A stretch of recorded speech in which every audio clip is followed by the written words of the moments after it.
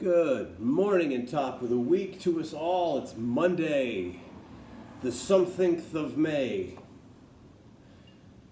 I'm not going to think too hard on it. I think I might hurt something. Anyway, it's May. It's a Monday. And so that means we got work to do. It also means that this coming week, our church, unless there are outside acting forces that convince us otherwise, we're going to start having people back at church again.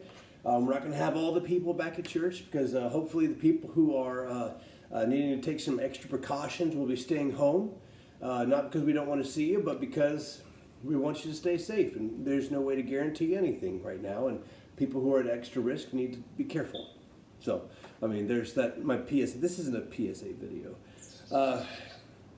I've been thinking a lot, you're just talking about starting things new, starting things again, but starting things differently. And so I've been looking specifically at the transition between Moses and Joshua. And it's a really important transition to be aware of because when Joshua starts, they just go, man. I mean, they just go in there and they have a couple like epic fails because they forget, oops, God. But eventually they take hold of their relationship with God and they succeed. And they conquer, and Joshua goes to his rest.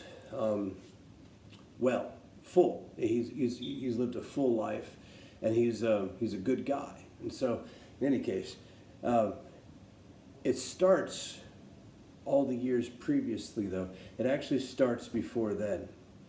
It starts in the desert. It starts with a group of people who are being taken from a nation of slaves into a nation of freed people.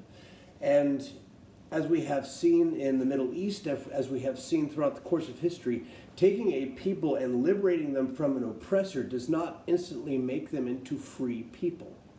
There's a whole mindset that has to change, and probably one of the biggest miracles that we overlook over the course of Exodus all through the end of the Pentateuch is the social miracle, the societal miracle, the sociological miracle of taking freed people into a conquering people, from slaves into conquerors, but not slave takers.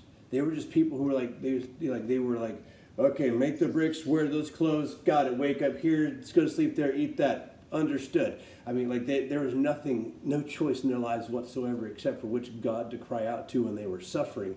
And even then, most of them didn't really believe. Enough of them did. But after seeing all of his miracles in Egypt, there's an entire generation of people who, while they were in the desert, felt that those miracles weren't enough and they needed more. And that was one of the first places that it really began to hurt them. But it was when they showed up to the borderland with Canaan, and they sent their spies in, and 10 came back quaking in their boots, and 2 came back just ready to scrap. And they went back to the old mindset. And that's what doomed that entire generation to wander and not enter into their promised land, because they hadn't left Egypt yet.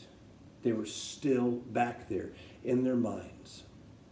And for the next years, for the next period of time, God would perform a gradual miracle in that people, and when they would go from being slaves to being freed people without a land. And the next time they came up to that river, they came to that border, they came to that river, they said, we will cross. We have no idea what we're doing, but we are following because we have a destiny, we have a mission. We have something we need to do. And they crossed over that river, and not a single one of them brought the old slave mind with them. They were freed people. Now, they were still a bunch of stiff-necked people. All right, that would be their heritage for time immemorial, where they're like, okay, so you say we don't do this.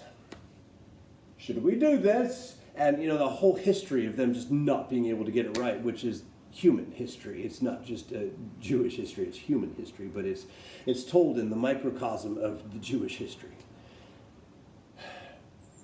And so as we look at restarting things entering into the new phase of our history, entering into the new phase of who we are, going back to church again, going back to culture again, going back to society where we actually rub elbows with each other on a daily basis. It's time to let go of the Egypt brain. Now, for those of you who are Egyptian, name what I'm talking about, okay? I'm talking about it's time to let go of the mind that you had when you were enslaved by your sin, because some of us are still trying to bring it with us. It is where the Pharisaical control of religion comes from. It comes from the old brain. It comes from the Egypt brain. It's not from the freed conqueror, because the freed conqueror says, we will do this to free others. We will go in there, we will take that ground, because he is taking that ground and he's taking us there with him as he takes that ground. I'm not saying get rid of traditions. Please don't mishear me. Because in the desert, they were doing nothing but create tradition. The feasts, the way that the priests would observe things, the way they would sacrifice, the way they would meet with God in the tabernacle, the way that they would set up that tabernacle as a physical metaphor for Jesus Christ himself. That entire process was nothing but traditions. And that they brought with them. So I'm not saying don't be traditional people, okay? I'm not getting into a traditional versus contemporary thing here. What I'm saying is traditional and contemporary people need to leave behind the old mind. Need to leave behind the ways that made us slaves to our sin. And we need to bring in the mind that is the 2 out of 12. The 2 people out of the 12 who are just ready to scrap. And I don't mean like get in there and argue why Islam's bad, Buddhism's bad, blah, blah. No. I'm talking about getting in there and ready to scrap on behalf of another human being. Get in there and scrap with their mind about why they are worth something. Because someone who is stuck in that slave mind, that sin mind, they are stuck in this thing where maybe they might look for redemption, but they don't think they're worth it. And you have to go in there and you have to fight for that ground. And you have to proclaim that worth in their hearts, that they are worth it. Your family, your friends, people who you are friends with on Facebook that you disagree with, you need to fight for their personal value and ignore what they think about politics, because ain't anybody going to care about what you think about that stuff anyway when we finally get into the great hereafter. It's okay to argue. It's okay to disagree.